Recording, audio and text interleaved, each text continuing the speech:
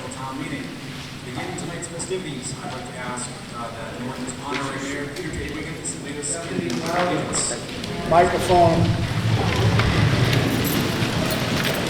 I pledge allegiance to the flag of the United States of America and to the republic for which it stands, one nation, under God, indivisible, with liberty and justice for all.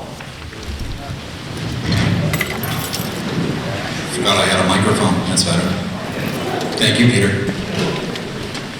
Ladies and gentlemen, children of all ages, welcome to the special town meeting. I'm town moderator Jack Conway. Next to me is our new town clerk, Jill Seppa. Welcome, Jill.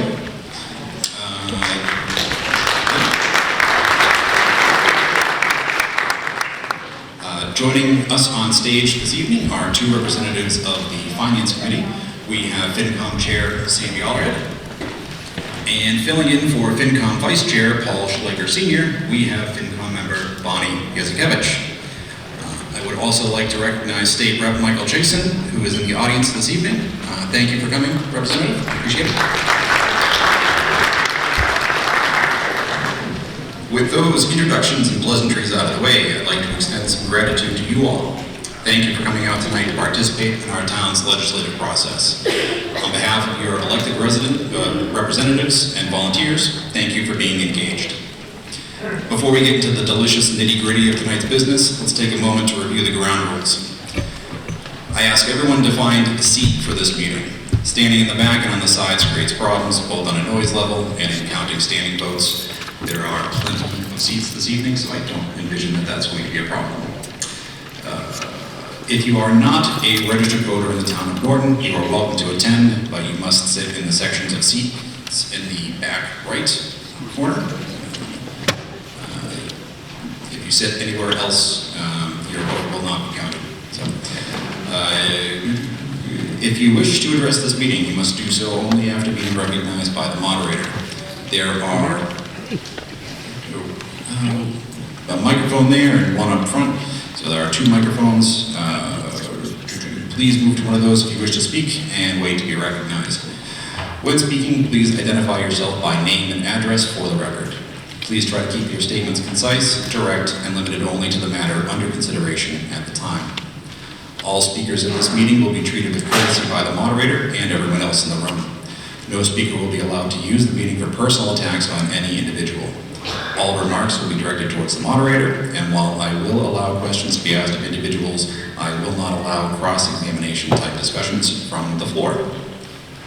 In recognizing people to speak, I will endeavor to call upon those who have not yet spoken on a topic before recognizing those who have already spoken.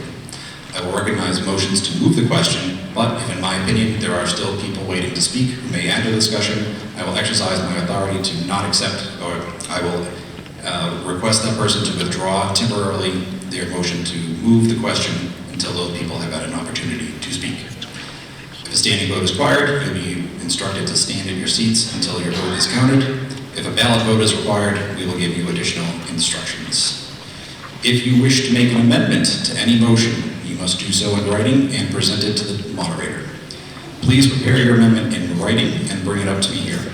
If you are moving an article that has not been recommended and moved by the Finance Committee, you must also present that motion to the town clerk in writing, and it must be done in the proper format.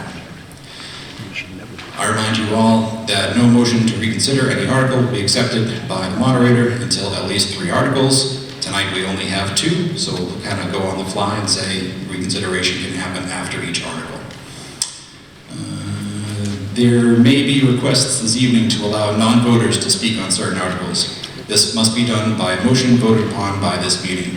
While it is the right and decision of the meeting to allow or not allow non-residents to speak, please keep in mind that they may have information that adds to the discussion.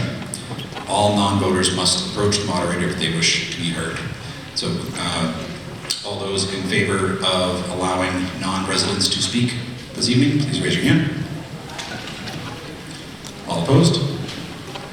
All right, non-residents are allowed to speak. Now, without further ado, I would like to ask Madam Clerk, do we have a return of this warrant? Yes, we do, Moderator.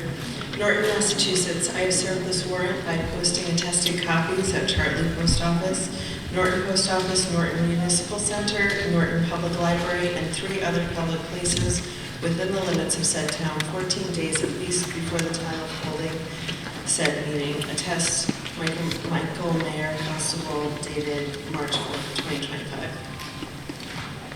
Great, thank you very much.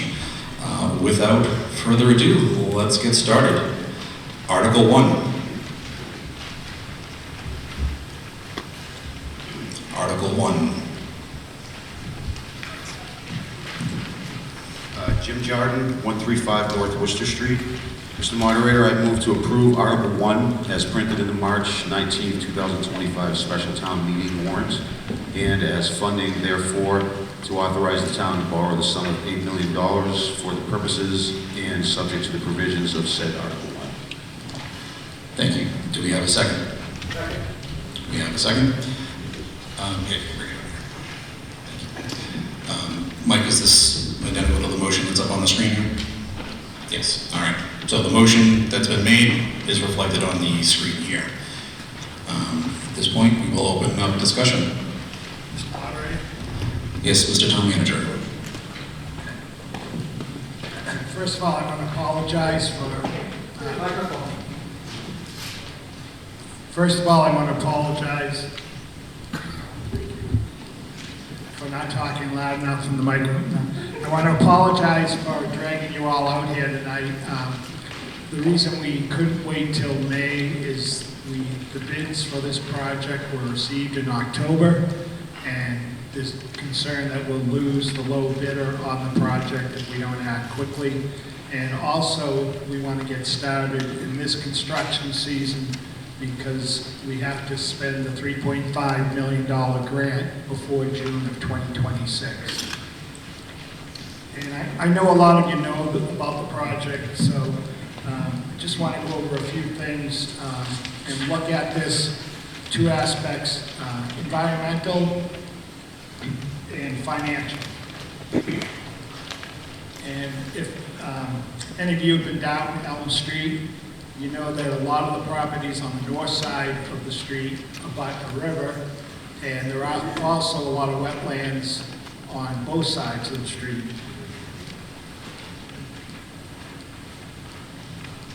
So, just as this slide says, the majority of the properties along Elm Street are impacted by wetlands and riverfront area. The town relies on well water for domestic use.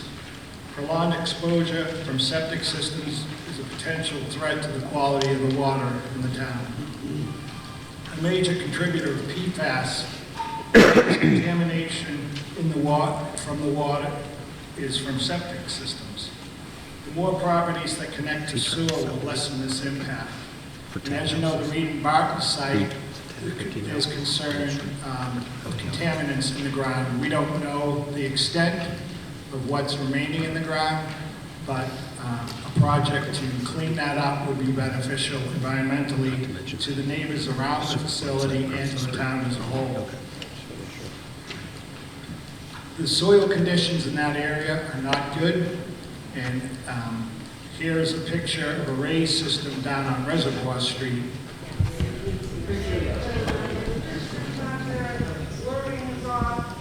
And so It looks like the scaling might be off, Chris. I don't know if there's... The state is continually strengthening Title V requirements for septic systems.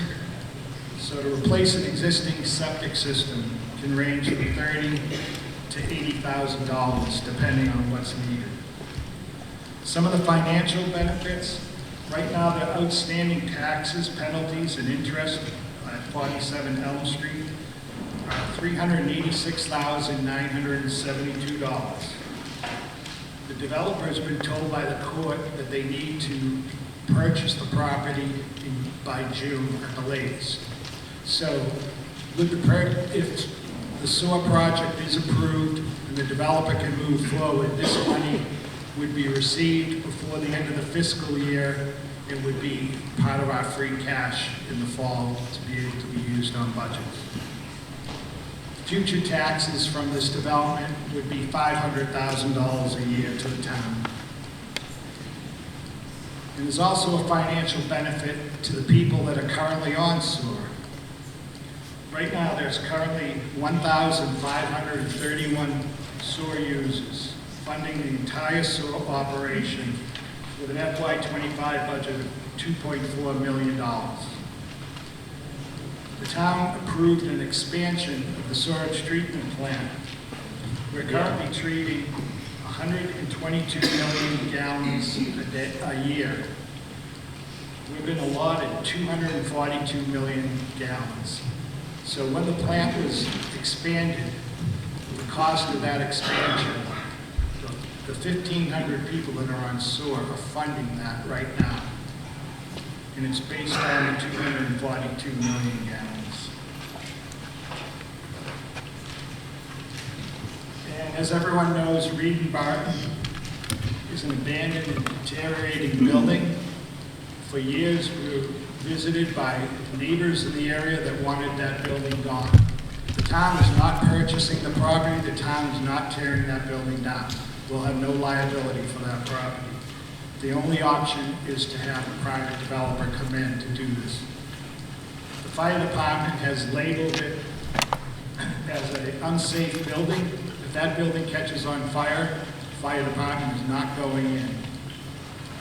Not to mention the hazard if someone goes inside that building right now. It's not in good shape. Down the street, just a ways from the Reed and Barton facility, are these apartment units here. They have a failed system right now. The cost to replace that system is $300,000. Is it economically feasible for the owner of that property to do that? I don't know. But I have a fear that you're going to have more vacant buildings on Elm Street. And the project overview, you've seen this probably before. It's 4,800 linear feet of 8-inch gravity sewer pipe. It'll be for Elm Street and Miller Terrace, and approximately 50 properties fronted. One municipal wastewater pump station, and 4,800 linear feet of water main improvements on Elm Street and Miller Terrace. Currently in Miller Terrace, there's a 1-inch water main. So the bid results on the right came in at $5.63 million. I know there's been some talk out there that this project is going to be all on the back of the taxpayers. Not true. The water main work, $1.33 million, is paid for by water rates and water excess revenue. The sewer work, $4.3 million. That's paid for by the grant and betterments. Right now, the anticipated betterment range is from $10,000 to $12,000. Without the grant, the betterments would be $22,400 to $28,000. Those betterments can be spread out over 20 years for the homeowners, or when they sell the property, they'd have to pay it off.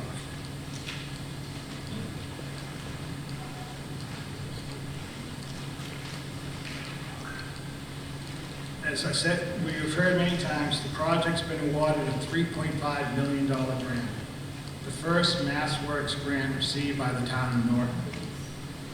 It results in a reduction of betterments assessed to residents on Elm Street and Miller Terrace. As an example, the betterments on West Main Street were $16,000.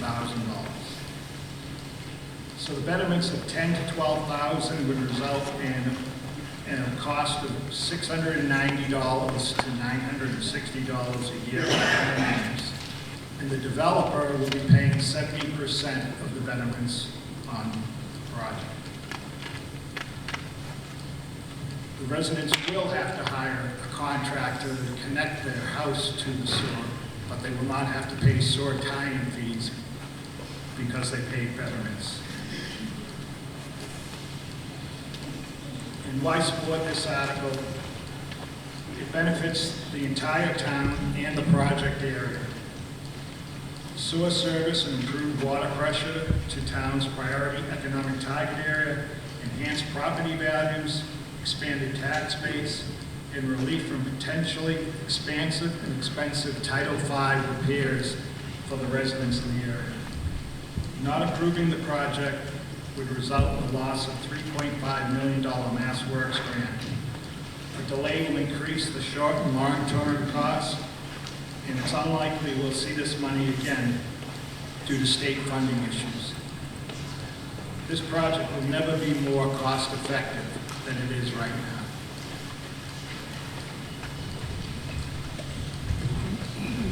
Thank you, Mr. Town Manager. Any questions? Yes, sir. Yeah, Tom Westman, 66 Elm Street. I still don't understand why we're doing this for a for-profit company to build that facility with 150 units, and it's being put on the homeowners of the street, paying $12,000 each, plus a time. I don't understand why they're not just paying the vendor. I can understand us paying the tines, or, having a construction company come out and tie us into it, but I don't understand why we have to pick up the vendor. It's only for a for-profit company. And the $3.5 million, I believe that's just for a water project. That has nothing to do with the sewer. Is that correct? Mr. Town Manager.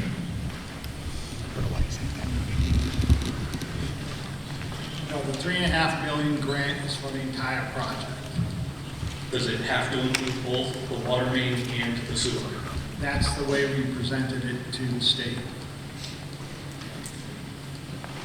And just to answer or talk on another issue, when you said that we're doing this for a developer, you could look at it another way too. When the water and sewer department has done sewer projects, they've always looked for a large developer or a large entity that was in need to help lower the cost. First, two most recent ones were on West Main Street, and that was because Newton College was picking up a good chunk of it. The next one on West Main Street was because the Housing Authority was picking up a big chunk of it. And this project, we have a developer picking up 70% of it. Without that, the cost, as I said, would be prohibitive, and the project never would happen. So rather than look at we're doing this for the developer, look at because we have a developer, the cost will lower to the residents. Thank you, Mike. Yes, How you sir. doing? Adam Brodsky, 15 Lotus Drive. So I'm just fuzzy on, what you kind of showed, you didn't really explain a lot of the main points. So number one, you say if we go through this project and we get $500,000 a year, is that $500,000 a year slated to pay out the $8 million loan so that the taxpayers won't be on the hook for anything other than just taking out the loan initially and maybe paying a half year or a year of it? Mr. Town Manager. As I said, the loan is being paid by sewer betterments and water fees and water retained earnings. It's not being paid by taxes. So you just need to take out the $8 million loan and it'll get paid back by water, sewer, and on the dime of it will go from taxpayer. Right. All we've said before in the past was if the developer if we didn't have a developer and the developer wasn't coming forward, that portion that was covered by the developer would have to be a lien on the property covered by the taxpayers until a developer comes in, and then we would receive that money back. That's the 1.5 to 1.7 that goes to the 47 Elm Street property betterment. Okay. And then the next thing was, you kind of showed bids and everything, and it looked like it came out to about, almost $6 million. And we're gonna get a $3.5 million grant from the state. So why are we borrowing $8 million? We're just being authorized. We won't borrow. We don't borrow. We do temporary notes as the project moves forward, and we only borrow whatever we need for the project. That bid, on top of that, you'll have a 10% contingency that we hold in case there's anything that comes up during the project. But we won't go out and borrow $8 million up front. We'll borrow temporary notes as we go along, and then we'll do the final borrowing when the project's finished. But I'm correct in saying that, you know, conservatively, the project's about $7 million when you see from the costs, including contingencies and whatnot. And if the state's gonna give us $3.5 million, then really that's only $3.5 million that we would need to borrow, correct? You just, no, you have to, the state requires that you have approval for the entire amount, Okay. and it gets reduced by the funds from the state. But realistically, we should only have to borrow $3.5 million. Less. That $3.5 million will get paid back from sewer and water. That $3.5 million, we'll expend that before we do any borrowing. So realistically, you won't have to borrow for full $8 million. But whenever you have a grant that you're going to be awarded, like some properties that we purchased in the past, we had to have authorization for the full amount. But we have in the article that it's reduced by $3.5 million. Okay, all right, thank you very much. Thank you, Mike. Thank you, Mr. Brodsky. Yes? Kim Marina, 8 Fordham Drive. A couple questions. The development that's going on, this is going to be housing units? Mike? Mike just want to stay up there, I think. Sure. We'll have the developer come up.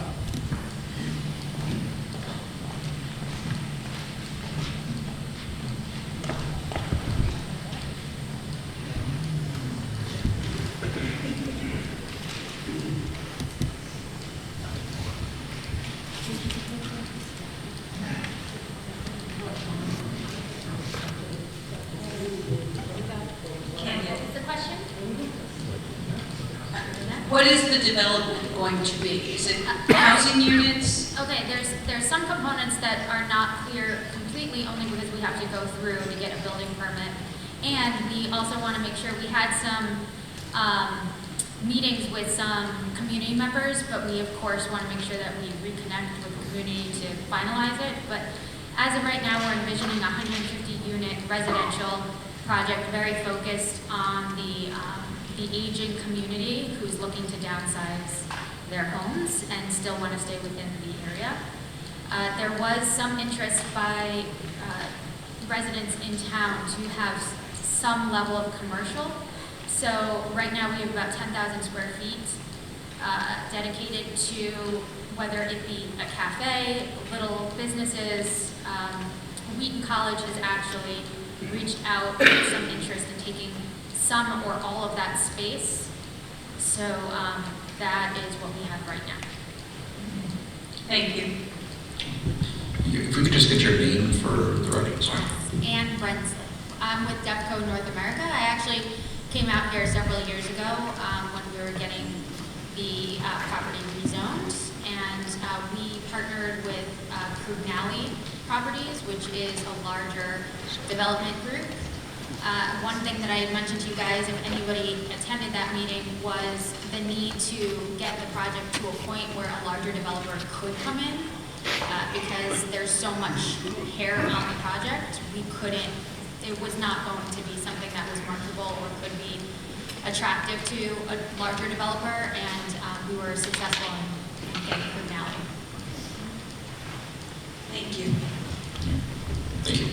Which kind of leads into my next thing, with 150 residential or housing units. Now, you did mention something about focus on aging. So number one, that's not going to meet the state's mandate, my understanding, as far as housing for low income. They can't be seniors or restricted to seniors. But number two, are we looking at not just the short term, but the long term effects on this town? What does putting another 150 housing units on Elm Street do to benefit us as a town long term? In my humble opinion, non-professional opinion, it puts more of a burden on than it does give us a tax break or any other benefits. And I may be wrong, and I'd love to hear. I don't know how to answer the first part of your question regarding whether it qualified for certain elements. There's a requirement of somewhere between 10 to actually 25% of affordable housing. That's really partially up to us. The town requires a 10%, so there will be 10% affordable. The aging community, when we say that we're marketing to an aging community, it's the concept that usually aging communities don't necessarily want a lot of parking space. What they want is more amenities. They want the ability to have a 2-bedroom that they can have a guest over, but it's no longer, 3-bedroom because you have children. And they want rent rates that are feasible on an income that might be a little bit more stretched. So for a neighborhood like Norton usually has individuals within the community, but also in the surrounding communities that do retire, and then a house can become difficult to maintain. And so we love these types of communities for that purpose, because you get individuals who will stay very connected to the community. They'll have their friends, they'll be able to do, we're gonna have a walking path. So, that's the concept. I would love to make it 55 plus. A lot of it's gonna come down to the environmental, and it's also gonna come down to what the town costs. Okay, thank you. Thank you, Kim. Yes. Hey, Joe Coltrane, Miller Terrace. Can you tell me that the last select board meeting, there was an option presented to the town that was less money and would not incur any immediate cost to the immediate residents? This portion of it is not in my space. This is. Yeah, so we'll kick that to the town manager.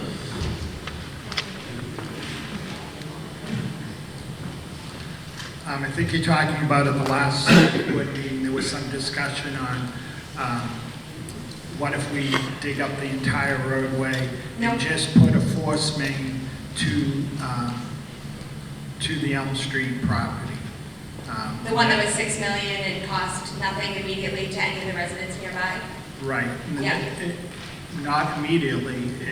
The residents would never be able to tie into that line. Correct. Yeah. Yeah. So you're saying also, to clarify, the loan would be paid back based off of the fees from water and sewer? Who are those paid by? The water and sewer users. So the people in the town? Yes. Okay. So it's the taxpayers? The water ratepayers pay for any improvements to water mains, and on a sewer project, it's paid for by betterments from the people that front along the road whose property On is Elm and bettered Miller? by the sewer. Okay. So if this is the excess revenue from the water department, from the fees that they just increased during the last quarter, is it possible that those are paid for by the taxpayers? I don't get what you're, they're paid for by the water users. So to improve the water mains. Okay, great, perfect, okay.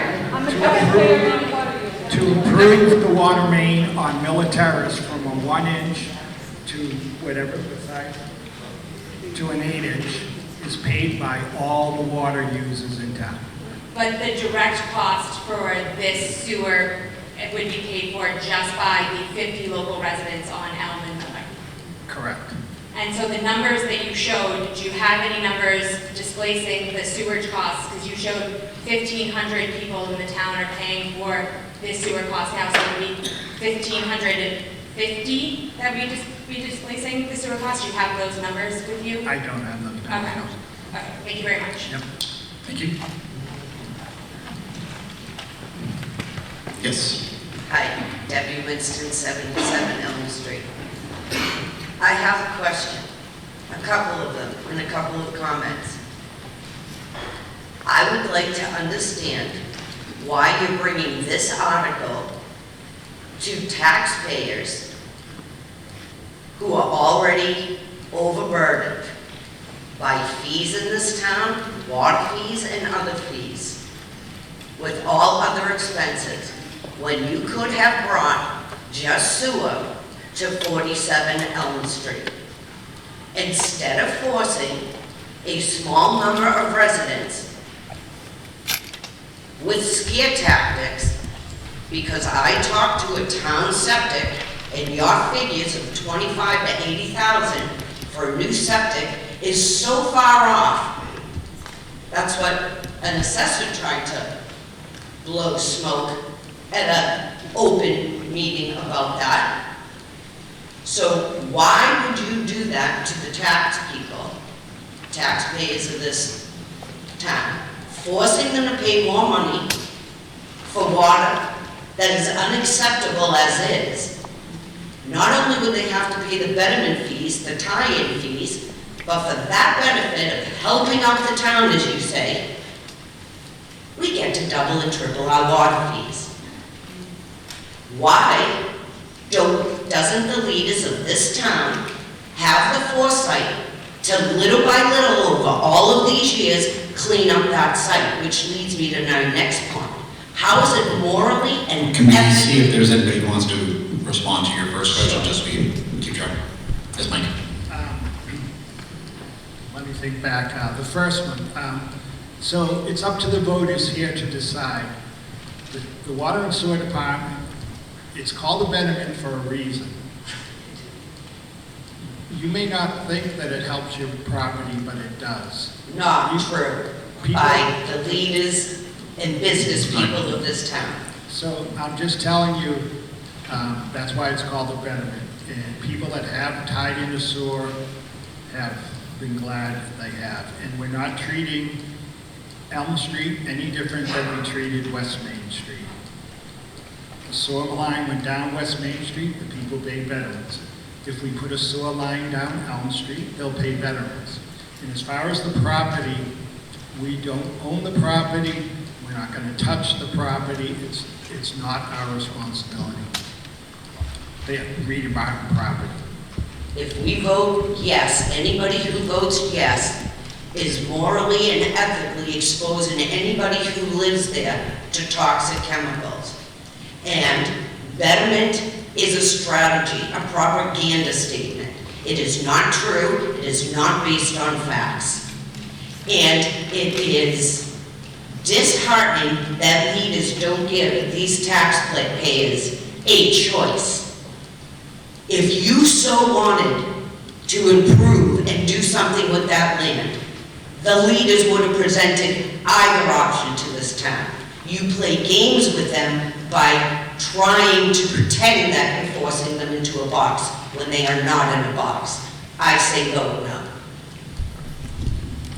Thank you. Next.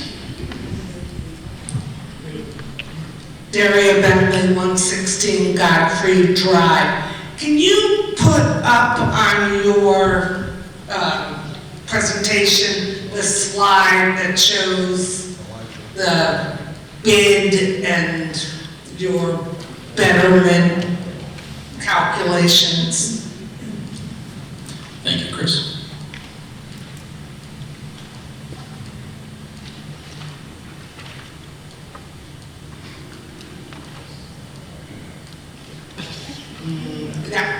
Yes, thank you. Okay, good, okay. Comment was made that the developer is paying 70% of the cost of this project. I'm confused. How much really is this project? And ask about the tax. Mr. Town Manager? Oh, please, from the audience, please. So the developer's cost will be 1.3 to 1.8 million. That would be the betterment on 47 Elm Street. And for the residents, it's 500,000 to 700,000. So that's not 70% of the total cost of the project, that's only 70% of the tie-in? It's the 70% of the betterments for the sewer project. And how long is it going to be? Because is that property still a brownfield? Does it still have to be cleaned up? Mike? Yes, the property does have to be cleaned up. Is there a commitment from the developer on how long that's going to take before you actually get any of the money for the betterment?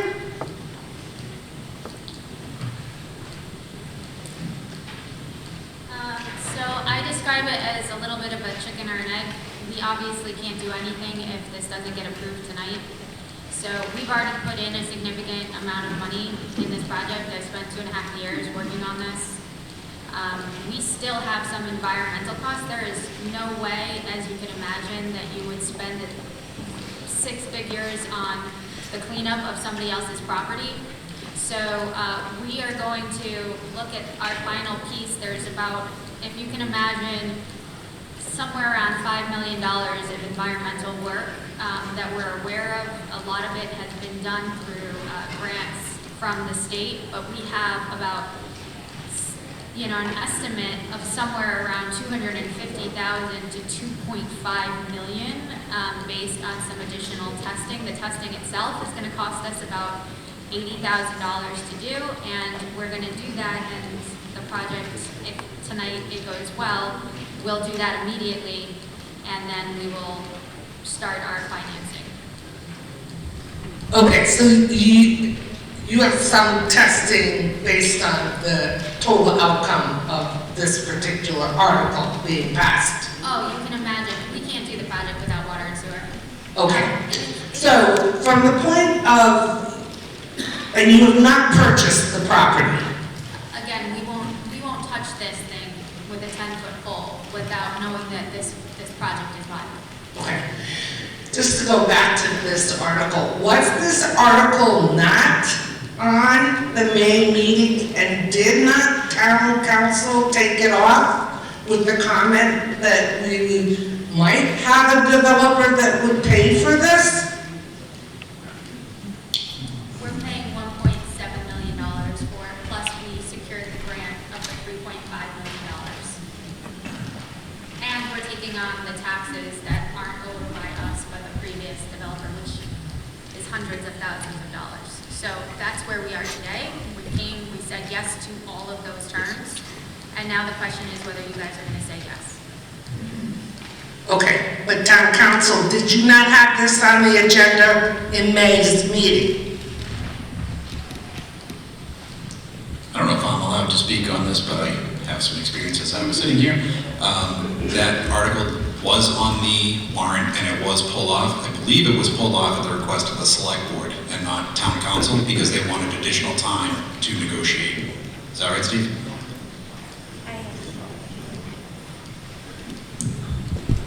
Yeah, I believe it was pulled off by the developer, right? Last time, am I wrong? That's not what was said at town meeting. Mr. Moderator? John? So the article was originally on the Springtown meeting. Yes. It was pulled off by the Water and Sewer Commission because we didn't want to have it on the same warrant as the override in town. It was then put on the fall town meeting, and there was a discussion almost, I think, the same day as the fall town meeting of a possible TIF between the developer and the select board, and it was decided to table the article at that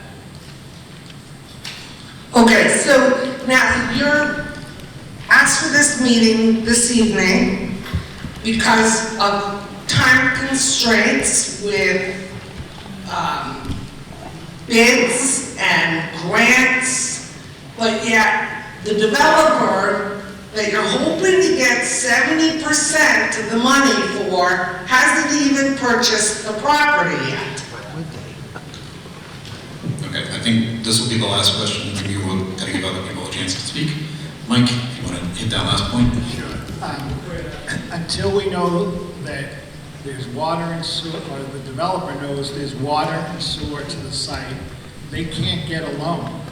They can't buy the property.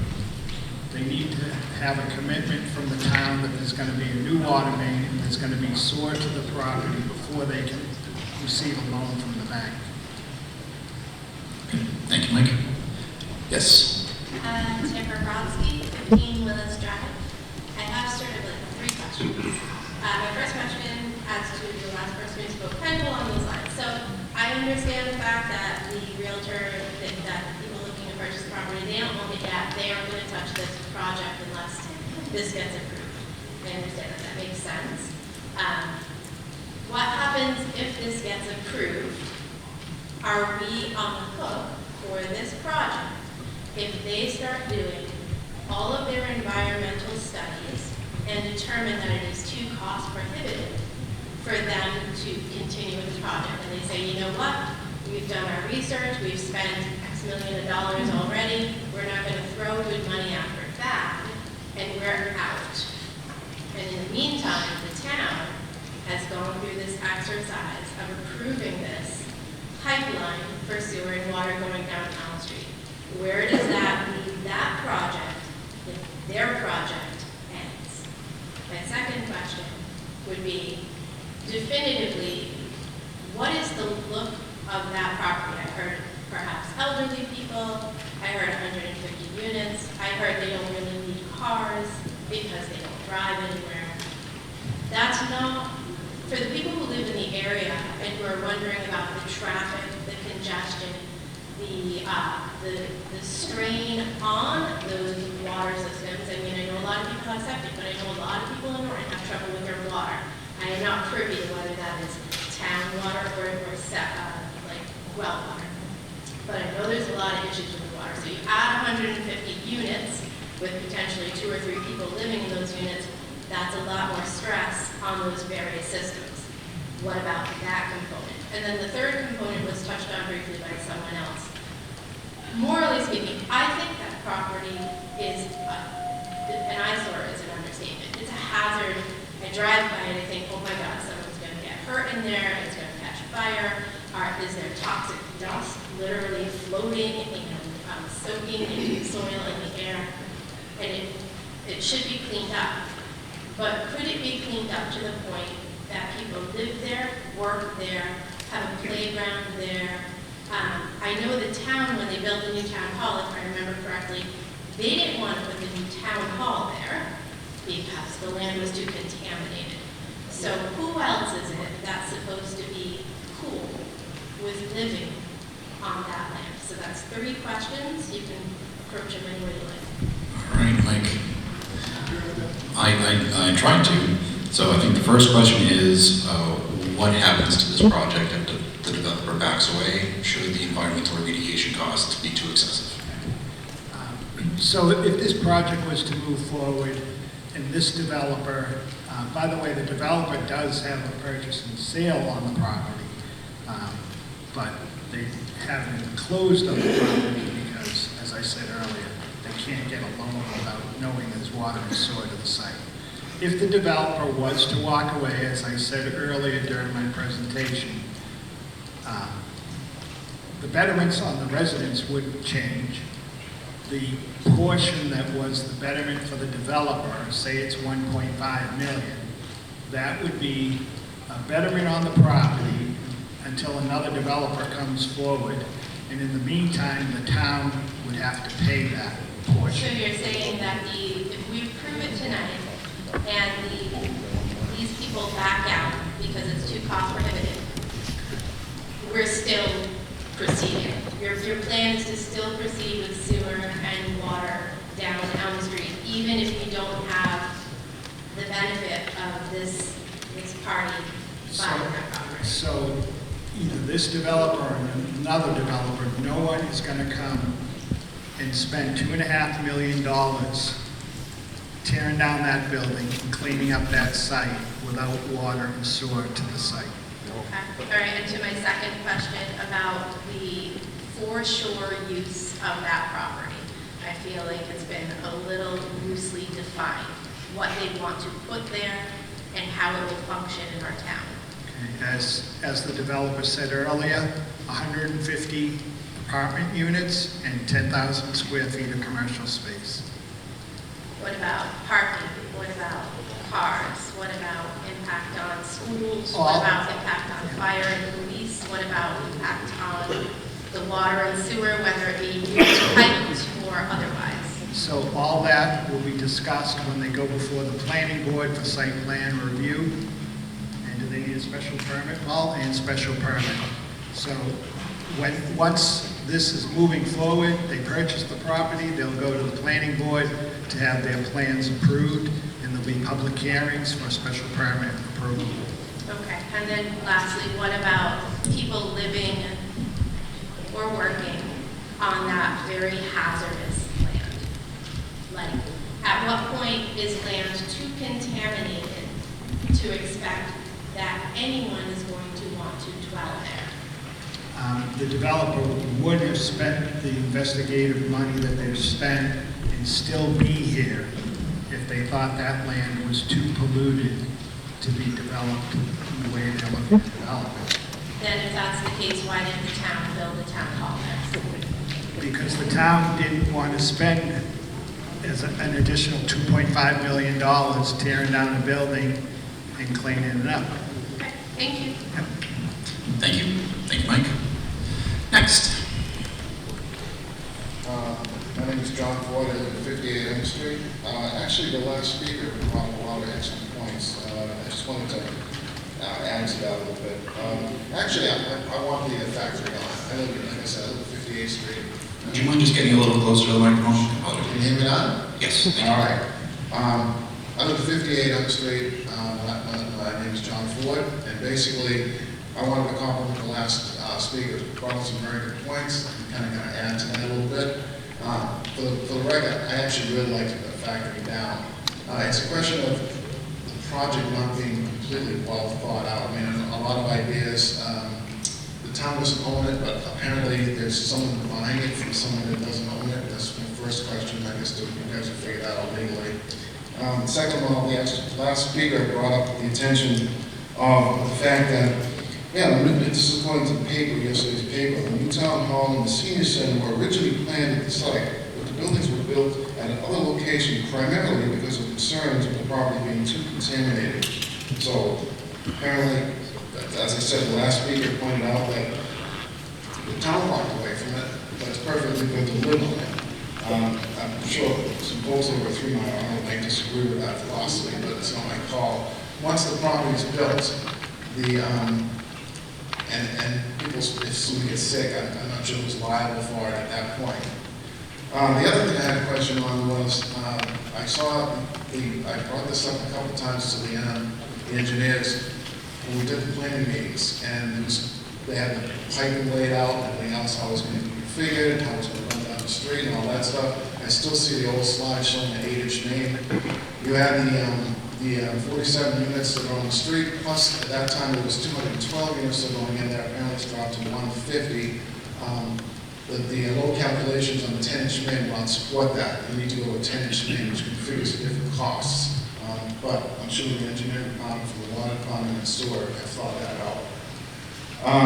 The next good point I have is the property is within a certain number of feet of the water. Now, apparently, if you leave the footprint of the existing building, you're allowed to build within the easement right of the waterway. This is not this is a running water source, so you can't get too close to the river. My concern, of course, is if they're going to try and get that many units into that space. Now, these units are probably going to be similar to what's next to McDonald's. So I think it was understand how many units that is. The parking lots across the street, which is the Reed Bar parking lots, they are owned by that lot. That property is owned by some other people. So basically, if you're looking for on-house parking, you need parking for 150 units, say 300 cars. Where do they put those? Again, all good ideas that the town has come up with, but nothing formalized. It'd be nice to get some sort of agreement to have the property built up, have the septic systems put in, and then basically everybody be somewhat on the hook for this. If someone says, you know what, I've done some soil samples. Now, the soil samples that were used by the EPA, they came out and they tested for what they tested for, and they removed what they were testing for. That's like testing for measles and finding you have mumps. Okay, the reality is the test is going to give you what you have. One of my colleagues years ago used to work for FM, who did the toxic analysis for that site, and he pointed out to me what was on that site that they didn't test for. So the problem is that, my feeling is that property should be knocked down and the landfill capped. Basically, just, you want to make a park out of it, you want to put a couple of gazebos and dredge up the area and maybe put some pathways for people to walk around it, make it a wedding destination for photos, that's great. But putting people on that for 24/7, living on that, on a toxic dump, it's probably not a good idea long term. And when people get sick, they're going to be looking for reasons to find out. And you guys have just published why you guys would put on vehicles on it. So, based on the fact that I don't see anything developed completely, I kind of have to go no with this. If I saw more information that led me to believe that all the angles have been covered, again, I'd love to get that factory down, but I don't see how we're going to do it being rushed into this situation at this point. So, thank you. Thanks, sir.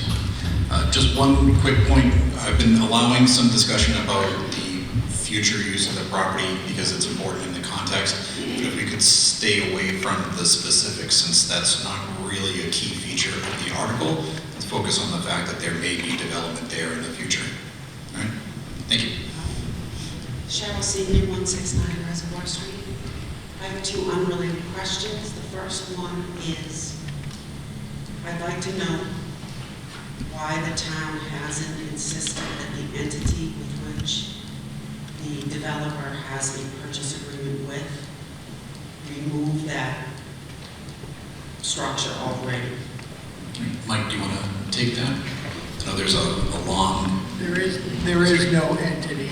The property, Reed Barton, went bankrupt, and the property is now in bankruptcy court. And correct me if I say something wrong, but the developer was able to go to bankruptcy court and get permission from them to take over the property and to do her investigation of the property. Just to clarify, it's not a purchase and sale. The property was abandoned, so there is no entity behind the property. We got court permission to take over the entity just long enough to transfer title if we choose to, which again comes down to this. So it's actually, it took us, that's why it's 2.5 years later. It was actually really, really complicated. So on June, I think it's like June 11th, if I don't take title of it, the property rescinds back and it's a dormant, abandoned property again. But as an abandoned property, it becomes, and this may not be maybe more of a time issue, if it goes back to being abandoned, doesn't the town have a responsibility to go in there and remove it at some point in time? From kids in there, etc., someone getting hurt, fire, as you mentioned earlier. It's been allowed to stand too long as far as I'm concerned today. The answer is no. If it goes back to bankruptcy, the town does not have any responsibility for that property. My second question is, I'd like to ask if there's a member of the Finance Committee here who can explain why they did not recommend it. I'll take that to Sandy. The Finance Committee was 1 in favor and 9 against. I think the main reason was just the extension of the residents to the sewer as well. I think many of us like the option B, where we had a force main going just to 47 Elm Street due to the lower cost and the less of a burden on the residents there. So that was the majority, I think, of what our position was. I don't know if anybody else in the Finance Committee in the audience has a different take on it. Thank you, Sandy. Mr. Dorney. Yes, everybody has spoken, and we are, as a town, certainly... If you could just say your name and address for the rest. Yeah. Sorry, John. Mr. Moderator. Rick Moore, Tower Drive. Yeah, we're in a rock and a hard place, and I'm going over my notes, my personal notes, going back to April 2022. I mean, this has been a process that has started from the property being industrial zone. We've gone through town meetings to make it a village commercial zoning district. Reed and Barton, prior to Reed and Barton, that had been there from 1974 to 2005, as a manufacturer, and they manufactured jewelry and wooden jewelry boxes. It was called Talbot Mill. So there's been a lot of history there, and henceforth a lot of results from that have been tested, and that's why we're here tonight. I look at tonight what we're dealing with is a $3.5 million grant from the Commonwealth, which is about 41% of the total project, a little bit more. That will go away in June of 2026. And, you know, DevCo came back in 2022 with an idea that they have expertise in distressed properties, real properties, such as this project that they're promoting. I just think there are certainly some real concerns going forward, but this is really a public safety issue with the residents that live nearby on Elm Street, Cross Street, Talbot Drive. If there is a fire or it's a real concern. And I look at this as an opportunity that we have to keep the process moving forward, because if not, if this goes away, we could be looking at another 10 years before anything can come to fruition. We're looking right now at an opportunity for tax revenue, I think of $400,000 to $500,000 a year in taxes. Our town pretty much has been developed in the sense that we can only grow so much based on how the zoning plan is. So maybe if we could just think about where we want to be as a town, but more importantly, look at where we can advance the master plan that we started and move forward. Because I really believe that if this does not go through tonight, we're going to go backwards, considerably backwards. And it's something personal to me because I'm a neighbor. And so that's what I just want to say tonight. Maybe the planning director, economic developer, Paul will speak on it. But I just think when we see an opportunity, I know that no one can get everything what they want, but I do believe that we just need to keep towards the plan and move forward. So thank you tonight. Thank you very much. Yes. Hi, Bridget Carr, Oak Street. I have a clarification question regarding why the new Town Hall Senior Center Community Center plan was not put on this property. I was under the impression that it was because that would just be direct cost to the town, which we did not want to do. I'm assuming no one still wants to do that. In this case, I think the understanding is that the developer is paying a good chunk and there's a grant. Whereas if we did the Town Hall, yes, it's hazardous, but I think the main issue there, if I remember correctly, was that that's just all taxpayer money. This has some give and take, I think. Mike? Yep, as I've said a few times now, the town did not want to spend $2.5 million of taxpayer money cleaning up that site. That's why they did not build the town hall, the senior center there. Thank you. Thank you, Mike. Ms. Dinah? Dinah Bryan, 6 Acre Road. I was chairman of the building committee at the time, and we did pull the project because the burden for cleanup was rested solely on the taxpayer, not because it was a brownfield that needed to be remedied. It was for concern for the taxpayer. Unfortunately, the article in the Sun Chronicle was incorrect as to the reason. Thank you.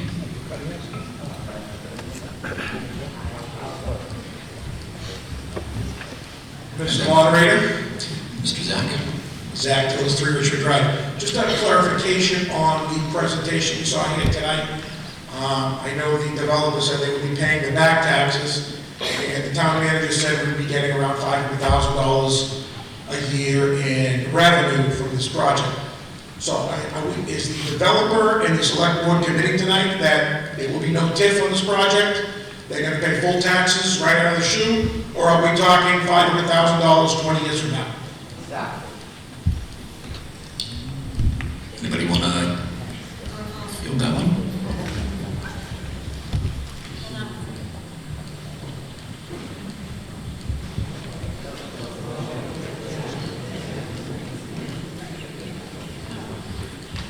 Mr. Winsby. Through you, Mr. Moderator, I can speak to the select board that we have not taken that up yet, so that hasn't even been discussed. Mr. Moderator. That wouldn't be a commitment. Yes, sir. So does that mean the door is open to a TIF, or is it off the table? I think it's a fair question to the taxpayers of Norton. No, again, it hasn't been brought up by the select board, so I'm not gonna, I mean, for myself, you know, I would tend to not go with the TIF, but I can't speak for the entire select board since we haven't debated it yet or discussed it. Mr. Moderator, one more question and I'll All right. Can we ask the developer if they would proceed with this project without a TIF from the town? It's up to you if you would like to answer. We're sort of getting beyond the boundaries of this article. I think it's a valid question. I don't know if it's appropriate for this article. So I don't think we can force the developer to answer that question, although I would want to know the answer as well. Right? Thank you. I'll answer it because I don't want there to be any surprises. So we're doing our capital stack, and a TIF tends to be a way to get financing and part of a project financed. So I can't imagine we would not consider a TIF for sure. It is one of many vehicles.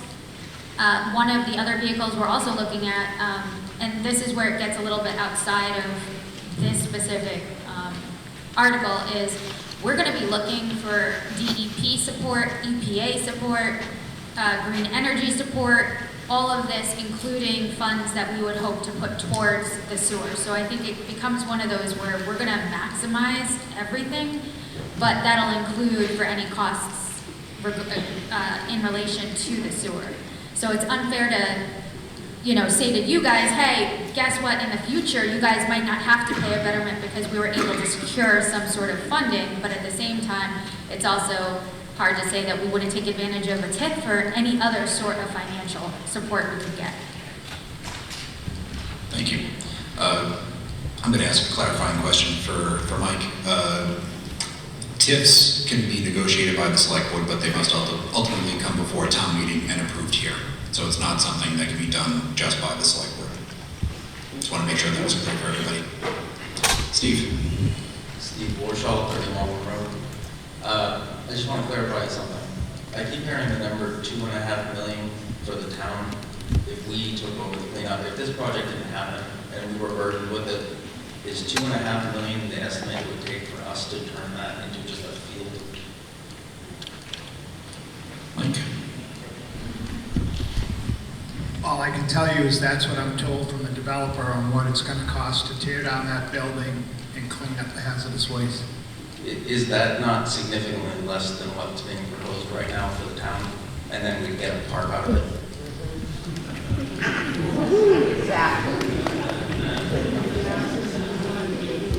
Right now, we're not using any tax dollars on this project. Okay. Debbie. Okay, so to summarize, I'm asking, they get a tax break There's no, for how many years they do?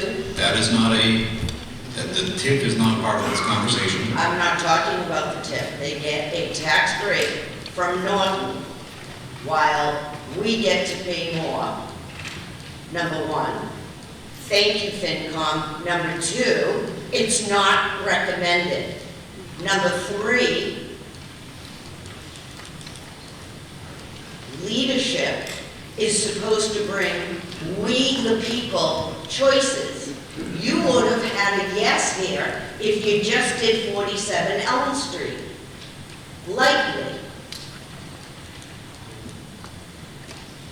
But we just had another leadership blowing more smoke and time constraint lies That same strategy was used with the solar farm and the cranberries.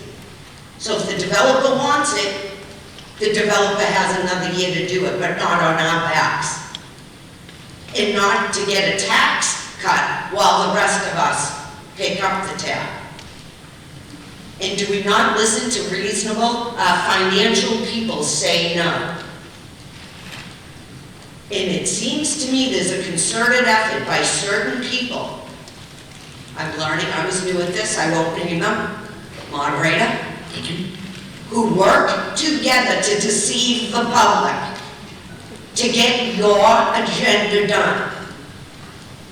If you wanted to see something through, do it the right way. Do it the transparent way. Spread the pain out. How about our leaders watch what's going on in town? And how about we do the right thing and clean it up ourselves with the water fees, with the exorbitant fees the town puts on the residents' backs? Thank you. Thank you.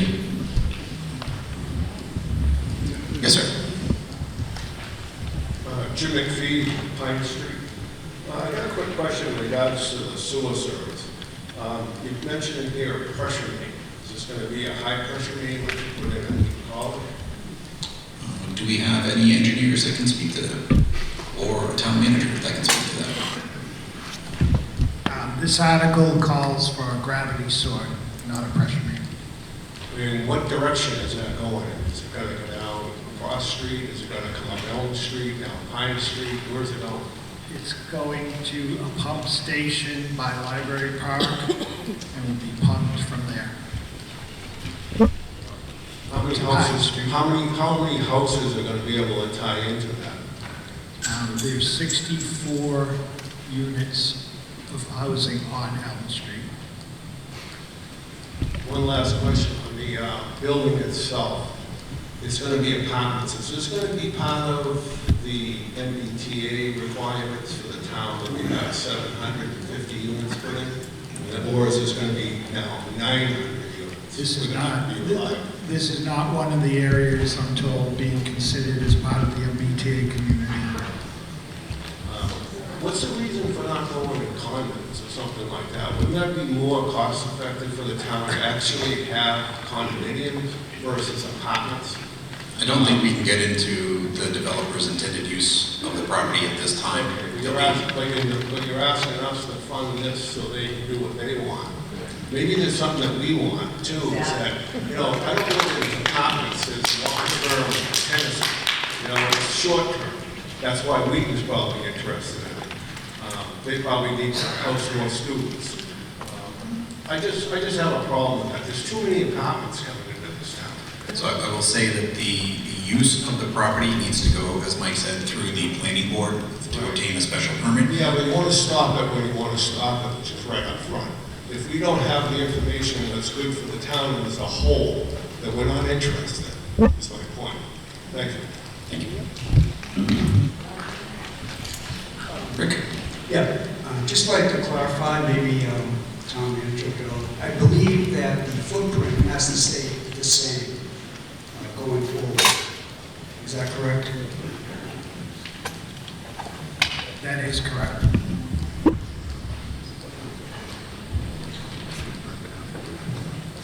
Thank you, sir. Dale Carroll, 72 Charlotte Ave. I vote we move the question. All right. The question's been moved and seconded. There was nobody in line at the time, so I think we're good to go. So all in favor of moving the question, which means debate ends, we go right to the vote. All in favor, raise your hand. All opposed? The motion to move the question passes. So now we go to the actual vote for this. This requires a 2/3 majority in order to pass. So I think when you guys all came in, you got those little purple cards. So I have my laser eyes on. So all in favor of Article 1 as presented, please raise your cards.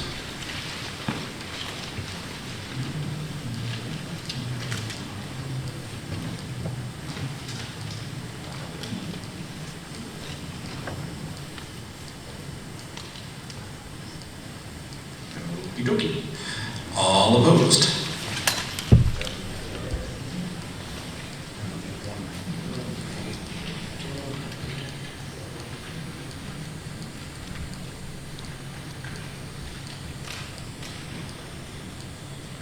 Article 1 fails. Article 2.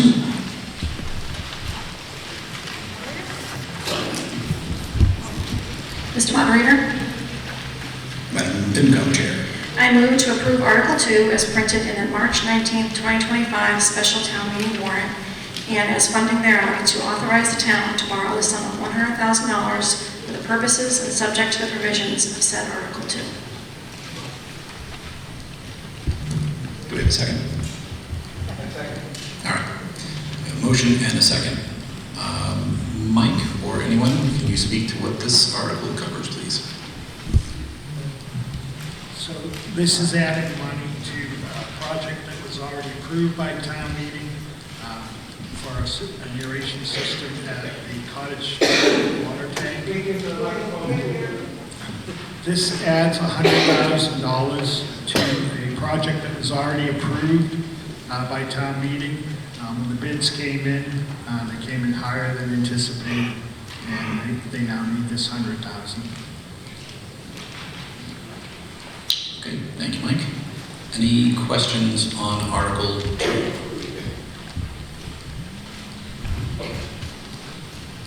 Seeing none and no movement, we'll go straight to the vote. All those in favor of Article 2 as presented, please raise your hands. All opposed? Article 2 passes by majority vote. Is there any other business to come before? Oh, somebody making their way. Jim Jordan, 135 North Worcester Street. Mr. Moderator, I'd like to move to reconsider Article 1 for the purpose of making an amendment to the scope of said article. Okay, we have a motion to reconsider Article 1 to make an amendment. The way reconsideration works, if a majority of members here vote to reopen discussion, Mr. Jordan can describe his amendment, and then we have a debate on that, vote on that. If you do not accept the vote, the reconsideration, the article is closed and we move on. Right? Got a nod. All right, so all those in favor of reconsidering Article 1 for it to be amended, please raise your hand. All opposed?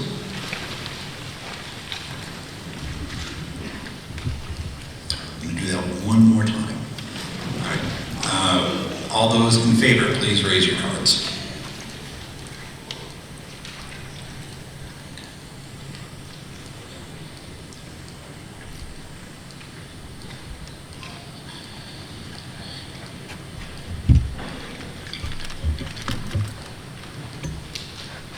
Okay, all opposed.